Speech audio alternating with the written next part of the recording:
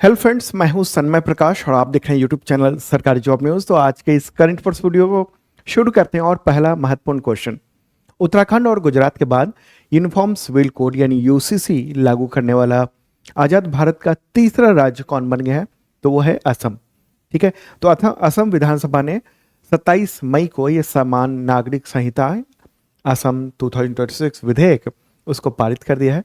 UCC का उद्देश्य क्या है कि धर्म की परवाह किए बगैर शादी, तलाक, उत्तराधिकार, लिव इन रिलेशनशिप, इन सब का एक समान नियम हो। ठीक है, एक समान कानूनी ढांचा हो। हाँ, इसमें महत्वपूर्ण बात यह है कि शेड्यूल्ड ट्राइब यानी अनुसूचित जनजाति को इस कानून से अलग रखा गया है। उनकी जो परंपराएं हैं उसके अनुसार ये सब कुछ होता रहेगा, शादी, तलाक वगैरह वगैरह इन सब का। ठीक है, इसके अलावा उत्तराधिकार ये सब भी। ओके, तो यूसीसी लागू करने वाला पहला राज्य कौन सा था आज़ाद भारत का? तो उत्तराखंड था, 2024 में लागू हुआ। गुजरात दूसरा, मार्च 2026 में लागू हुआ। ओके, और तीसरा है असम। आ, सबसे पहले हालांकि गोवा ने लागू किया था यूनिफॉर्म सिविल कोड, लेकिन वो आज़ादी से पहले 1867 में पुर्तगाली शासन के दौरान। ठीक है, तो एक और मैप के जरिए भी देख लेते हैं। प्यारा भारत, और ये नॉर्थ ईस्ट का हिस्सा, और यहाँ पर ये है असम। तो असम के यूसीसी उसकी कुछ खास बातें हैं। एक तो बहु विवाह पर रोक है, मतलब कई सारी शादियां नहीं कर सकते अब वहाँ। शादी, तलाक, उसका अनिवार्य रजिस्ट्रेशन कराना होगा। लिव इन रिलेशनशिप, उसका भी रजिस्ट्रेशन कराना होगा। इसके अलावा विरासत और संपत्ति से संबंधित जो नियम हैं अब एक समान हो जाएंगे। अनुसूचित जनजातियों पर ये लागू नहीं होगा। क्लियर होगी बात? अब सवाल ये होगा कि समान नागरिक संहिता यानी यूसीसी होता क्या है? देखिए, आमतौर पर दो तरह के कानून होते हैं, एक आपराधिक होता है और एक मतलब पर्सनल होता है। ठीक है, पर्सनल का मतलब कि शादी, विवाह, संपत्ति, इन सब से रिलेटेड जो है ना वो अलग अलग धर्मों के लिए अलग अलग जो है ना पर्सनल लॉ बने हुए हैं। जैसे हिंदू के लिए अलग, मुस्लिम के लिए अलग, सिखों के लिए अलग, जैनियों के लिए अलग, ठीक है, ईसाइयों के लिए अलग। तो अब वो सब नहीं होगा। ये तीसरा ऐसा राज्य है आज़ाद भारत के बाद, वो वैसे चौथा राज्य है जहां सबके लिए एक ही तरह के कानून होंगे, हालांकि जो शेड्यूल्ड ट्राइब हैं उनको छोड़कर। ठीक है, तो यही चीज है, यही होती है समान नागरिक संहिता। ठीक है, तो हम लोग असम की बात कर रहे हैं। असम की राजधानी क्या है? दिसपुर है। भाषा क्या बोली जाती है? असमिया वहां पर।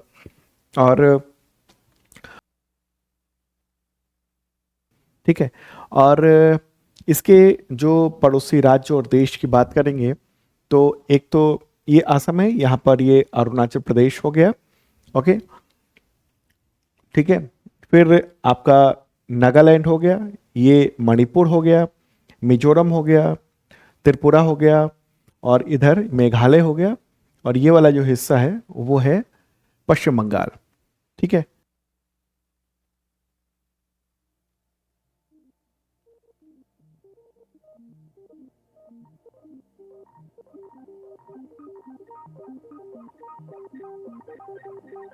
क्लियर हो गई बात? चलें अब आगे बढ़ते हैं दोस्तों, और अगला क्वेश्चन लेते हैं।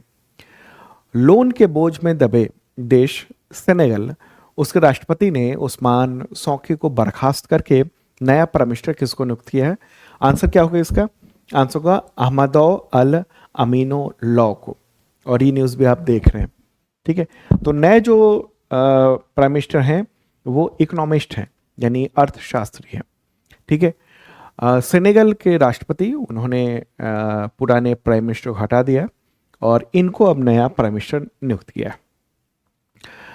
और सीनियर अर्थशास्त्री हैं, पूर्व केंद्रीय बैंकर हैं। तो इसकी चर्चा क्यों कर रहा हूं मैं, और अंतर्राष्ट्रीय स्तर पर क्यों चर्चा है? एक बार मैप में देख लीजिए पहले तो। ठीक है, प्यारा भारत है अपना, और चलते कहाँ पर हैं? अफ्रीका की ओर चलते हैं। ठीक है, तो ये है अफ्रीका, विशाल का है। और यहाँ पर जो रेड कलर में देख रहे हैं ना, ये है सेनेगल। ठीक है, तो सेनेगल जो है ना उसकी राजधानी क्या है? डकार है। ये डकार। भौगोलिक स्थिति अगर देखेंगे तो ये पश्चिम अफ्रीका में स्थित है और अटलांटिक तटीय देश है। इसकी सीमाएं जो है ना वो कई देशों से लगती है, जैसे मॉरिटानिया, माली, गिनी, गाम्बिया, इन सब से लगती है। तो ये खबर क्यों है, आखिर इतनी चर्चा क्यों हो रही है? दरअसल मामला ये है कि कई सारे अफ्रीका के जो देश हैं वो डेट ट्रैप में फंस चुके हैं बहुत बुरी तरीके से, यानी वो कर्ज के जाल में बहुत बुरी तरीके से फंसे हुए हैं। और यहाँ भी वही हाल है सेनेगल में। सेनेगल पर जीडीपी के 132% का भारी भरकम कर्ज है। और ये जो कर्ज है ना, लोन है, ये वहाँ की जो घरेलू लोकतांत्रिक संस्थाएं हैं उसको सीधे तौर पर प्रभावित कर रही हैं। ठीक है, यहाँ तक कि जो स्थिति खराब है तो 2024 में वहाँ की सरकार ने पिछली सरकार पर वास्तविक कर्ज छिपाने का आरोप लगाया था। और उसके बाद आईएमएफ ने जो राहत के लिए जो बेल आउट पैकेज देना था उसको भी सस्पेंड कर दिया था। ठीक है, तो जिस तरह से देख रहे हैं ना कि जो आर्थिक व्यवस्था अगर ठीक से नहीं रखी जाती है तो वहां पर सत्ता परिवर्तन हो सकता है, वो देखने को मिल रहा है, क्योंकि जनता भी परेशान हो गई थी सेनेगल में, इसलिए ये किया गया। खैर चलिए आगे बढ़ते हैं। और हाँ, अफ्रीका में कई देश हैं ऐसे जो डेट ट्रैप में फंसे हुए हैं। कुछ तो चीन के ट्रैप में फंसे हुए हैं, कुछ ने बहुत ज़्यादा लोन लिया हुआ है, अर्थव्यवस्था ज़्यादा कुछ चल नहीं पा रही है, तो ये स्थिति है। अब आगे बढ़ते हैं, अगला क्वेश्चन है, इसकी काफ़ी चर्चा रही है, अब्राहम एकॉर्ड्स किनके बीच संबंधों को लेकर है, जिसकी चर्चा ईरान शांति वार्ता के दौरान ट्रंप ने की है, और ये शर्त के तौर पर की है। आंसर क्या होगा, इजराइल और अरब या मुस्लिम देश। ठीक है, मुख्य घटनाक्रम क्या हुआ है एक्चुअल में डोनाल्ड ट्रंप जो है ना, उनकी चौंकाने वाली मांग आई है। जो ईरान के साथ शांति वार्ता चल रही है और उसी के दौरान जब भी देखते हैं कि सब कुछ पटरी पर जा रहा होता है, उसी वक्त ट्रंप की कुछ और डिमांड आ जाती है। तो ये एक डिमांड रख दी है और उन्होंने कई देशों से, जो मुस्लिम कंट्री है, इसके अलावा जो अरब कंट्रीज है, उन सब से कहा है कि ईरान डील के हिस्से में इसको भी माना जाए और इजराइल को एक तो मान्यता दी जाए। ओके, ये कहा है। अब्राहम एकॉर्ड की एक शर्त रखी गई है कि तमाम जो अरब के देश हैं जिन्होंने इजराइल को मान्यता नहीं दी हुई है, वो सब मान्यता देंगे, मुस्लिम देश भी। ठीक है, हालांकि इसका विरोध भी आ गया। पाकिस्तान ने साफ तौर पे कह दिया कि हम अब्राहम एकॉर्ड्स को नहीं मानते हैं, और इसके अलावा हम इजराइल को भी नहीं मानते। तुर्की ने भी, सऊदी अरब ने भी एक तरह से इनकार ही कर दिया। ओके, अब सवाल ये है कि अब्राहम एकॉर्ड्स है क्या। एक बार मैप देख लीजिए, प्यारा भारत, और ये है पश्चिम एशिया यानी वेस्ट एशिया, जिसको मिडिल ईस्ट भी कहा जाता है। और यहाँ पर ये देख रहे हैं आप, ये है इजराइल। ठीक है, और बाकी ये अरब देश हैं। तो इजराइल और अरब देशों के बीच में राजनयिक, आर्थिक और सुरक्षा संबंधित जो वो संबंध है उसको सामान्य बनाने के लिए एक समझौता है, अब्राहम एकॉर्ड्स। और इसकी शुरुआत की थी डोनाल्ड ट्रंप ने ही अपने पहले राष्ट्रपति के कार्यकाल के दौरान 2020 में ये मध्यस्थता की थी। उद्देश्य यही था कि दशकों पुरानी जो संघर्ष है, दुश्मनी है, उसको खत्म किया जाए और इजराइल को एक मजबूत देश के तौर पर उभारा जाए। क्योंकि बहुत सारे देश जो है ना, वो इजराइल को मान्यता ही नहीं देते, हाँ पीठ पीछे बातचीत करते हैं। तो 2020 में जो अब्राहम एकॉर्ड्स हुआ था, उसमें मुख्य तौर पर सिग्नेचर किया था यूएई, बहरीन, मोरक्को और इजराइल ने, और मीडिएशन किया अमेरिका ने। ठीक है, तो अब ये कहा जा रहा है इनके द्वारा कि अब बाकी जो देश हैं, जैसे सऊदी अरबिया है, पाकिस्तान है, तुर्की है, ये सब जो है ना वो इजराइल को मान्यता दें। ठीक है, तो ये है पूरी बात। अब्राहम एकॉर्ड्स की चर्चा काफ़ी ज़्यादा हुई है, इसलिए भी क्वेश्चन बन जाता है। चलिए अब आगे बढ़ते हैं, अगला क्वेश्चन लेते हैं। गैर स्वशासी क्षेत्रों के लोगों के साथ एकजुटता का अंतर्राष्ट्रीय सप्ताह कब मनाया जाता है? तो 25 से 31 मई तक मनाया जाता है। संयुक्त राष्ट्र के द्वारा ही ये दिवस जो है ना वो घोषित है। ठीक है, तो ये है इंपॉर्टेंट बात। चलिए अब आगे बढ़ते हैं। उससे पहले आपको बताऊं कि इसका पीडीएफ अवेलेबल है शार्प लर्निंग ऐप पर, वहां पर ले सकते हैं आप। और बेसिक मेंबरशिप पर बम्पर छूट आ गई है, अब तो शायद 99 का ही ऑफर आ गया है फिर से, तो वो बैच ले सकते हैं आप, 1-2 दिन ही है। और इसमें एसएससी, टीचर, रेलवे, इन सब के लेवल की तैयारी शानदार ढंग से हो सकती है आपकी। ओके, इसमें PDF, video, mock test, weekly, monthly, quarterly, ये सब मिलता है। इसके अलावा एक IPCS advanced current affairs program है, इसके प्राइस थोड़े ज़्यादा हैं, लेकिन इसमें क्या है ना, पूरे जो यूपीएससी या स्टेट पीसीएस में जिस तरीके से करंट अफेयर्स पूछे जाते हैं, जिस पैटर्न में पूछे जाते हैं, इसके अलावा जिस फॉर्मेट में पूछे जाते हैं स्टेटमेंट वाइज, तो इस तरीके से इसमें तैयारी कराई जाती है। तो ज्वाइन कर सकते हैं। अभी 30 तारीख तक मात्र प्राइस कम है, 1,000 रुपये, फिर बढ़ जाएंगे।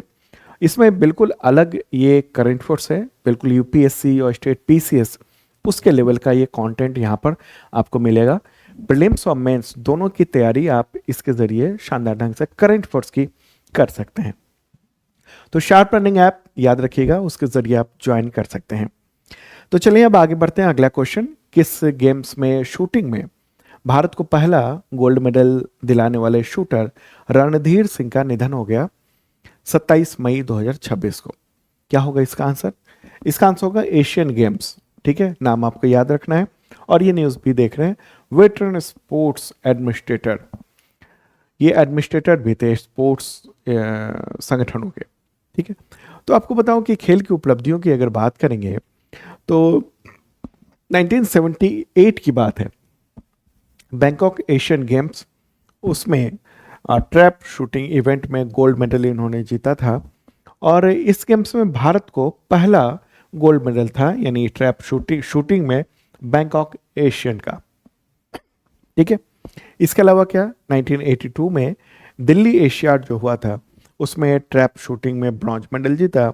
1986 में सियोल एशियन गेम्स में ट्रैप शूटिंग में सिल्वर मेडल इन्होंने जीता था। ठीक है, अंतर्राष्ट्रीय प्रतिनिधित्व कई बार अलग अलग जगहों पर किया था इन्होंने। इसके अलावा ओलंपिक काउंसिल ऑफ एशिया उसके 2024 में अध्यक्ष रहे, हालांकि बीच में फिर इस्तीफा दे दिया था। इंडियन ओलंपिक एसोसिएशन उसके महासचिव भी रह चुके हैं ये। अगला क्वेश्चन है, हॉकी इंडिया जूनियर का, उस टीम का, पुरुष टीम जूनियर, उसके मुख्य कोच कौन बनाए गए हैं? तो फ्रेडरिक सोयेज बनाए गए हैं। ठीक है, फ्रेडरिक सोयेज। तो ये है इंपॉर्टेंट बात, इनको बनाया गया है। और जो आने वाला वर्ल्ड कप है उसको देखते हुए इनको नियुक्त किया है। श्रीजेश जो थे वो पहले थे, लेकिन उनको इससे हटा दिया गया है और अब इन्हीं को नियुक्त कर दिया गया है। ये 48 ईयर के हैं और फ्रांसीसी नागरिक हैं। हॉकी इंडिया जूनियर टीम को कोच करेंगे अब। ठीक है, पीआर श्रीजेश इससे पहले थे, अब वो नहीं है, मतलब वो इस पद पे नहीं है अभी। ओके, और इनकी अगर बात करेंगे हम फ्रेडरिक सोयेज की, तो ये फ्रांस और स्पेन के देशों के मुख्य कोच भी रह चुके हैं। 3 ओलंपिक खेलों में टीमों को कोचिंग देने का अनुभव भी है इनके पास। ठीक है, खिलाड़ी के तौर पर भी बहुत अच्छा प्रदर्शन इनका रहा है। अगला क्वेश्चन है कि फीफा वर्ल्ड कप 2026 का मेजबान देश कौन है? क्या होगा आंसर इसका? तो तीनों है, कनाडा, मैक्सिको, यूएसए। ठीक है, तो ये शुरू होने जा रहा है 11 जून से 19 जुलाई तक, अब जल्द ही, तो इसलिए क्वेश्चन भी हो जाता है। देखिए, पहली बार इन तीनों देशों को एक साथ मेजबानी दी गई है। इस बार टीमें हैं 48, पहले 32 टीमें रहती थी। अगला क्वेश्चन है कि किस देश के दिग्गज टेनिस खिलाड़ी स्टेन वावरिंका ने 25 मई 2026 को फ्रेंच ओपन मुकाबले के बाद टेनिस से संन्यास ले लिया? Answer Switzerland. काफ़ी पॉपुलर व्यक्ति रहे हैं ये, तो 41 ईयर के हैं। 2015 में फ्रेंच ओपन में चैंपियन रहे थे, फिर 2017 में उप विजेता रहे थे, तो काफ़ी चर्चा रही थी इनकी, और इन्होंने अब संन्यास लेने का ऐलान कर दिया है। अगला क्वेश्चन है कि भारत के किस पूर्व प्रधानमंत्री की पुण्यतिथि 27 मई 2026 को मनाई गई? तो आंसर होगा पंडित जवाहरलाल नेहरू, भारत के पहले प्रधानमंत्री। उनका निधन हो गया था 27 मई 1964 को। ठीक है, तो ये रही बात। आगे बढ़ते हैं। अगला क्वेश्चन है कि जूलॉजिकल सर्वे ऑफ इंडिया ने के द्वारा जूटेक्सा पत्रिका में प्रकाशित स्टडी में भारत में कॉकरोचेज की कितनी प्रजाति दर्ज की है? आंसर को 191 प्रजाति। ठीक है, तो द हिंदू ने इस पर प्रकाशित किया था, तो ये हमने सोचा कि आपको भी बता दिया जाए, जूलॉजी से रिलेटेड जो चीज़ें हैं वो। ओके, और तो मामला ये है, यहाँ पर कॉकरोचेज की जो चर्चा है वो सुप्रीम कोर्ट के चीफ जस्टिस ने की थी पहली बार बेरोजगारों को कह दिया था। उसका कॉकरोच जनता पार्टी सामने आई और उसको बहुत ज़्यादा समर्थन मिला। ठीक है। और जो हालात हैं इस वक्त देश के, ऐसे में कॉकरोच की जो बात है उसकी काफ़ी चर्चा हुई थी। ओके। तो बहुत ही आपत्तिजनक ये चीफ जस्टिस का बयान था। इसी दौरान ये भी खबर आई है तिलचट्टों के बारे में कि टोटल 191 प्रजातियां जो है ना वो हैं भारत में पाई जाती हैं। ठीक है। तो ये इंफॉर्मेशन दी है। अच्छा, कोलकाता में जेडएसआई यानी जूलॉजिकल सर्वे ऑफ इंडिया, उसकी डायरेक्टर हैं, वहाँ ऑफिस है, धृति बनर्जी। तो उनका कहना है कि ये स्टडी जो है ना वो आई है। तो दोस्तों ये था इंपॉर्टेंट कटफर्ट्स आप सबके एग्जामिनेशंस के लिए, और बैचेज अवेलेबल हैं। और ये वाली जो बैच है ना उसकी क्लासेस जो है ना वो संडे से अलग से मिलेंगी। ये यूट्यूब वाले क्लासेस नहीं होंगे, यूट्यूब से अलग उसके वीडियोस होंगे, उसके पीडीएफ भी अब अलग आने लगे हैं। ओके। तो उसमें काफ़ी डिटेल होता है, और जो क्वेश्चंस होते हैं स्टेटमेंट वाले होते हैं, उसका एनालिसिस होता है। मतलब एक तरह से तैयारी करा दी जाती है कि आपको एग्जामिनेशन में किस तरह से देना है। ठीक है। इसके अलावा टेस्ट वगैरह भी इसी के अनुसार डाला जा रहा है। ओके। तो मिलते हैं अब नेक्स्ट वीडियो में। Okay, bye.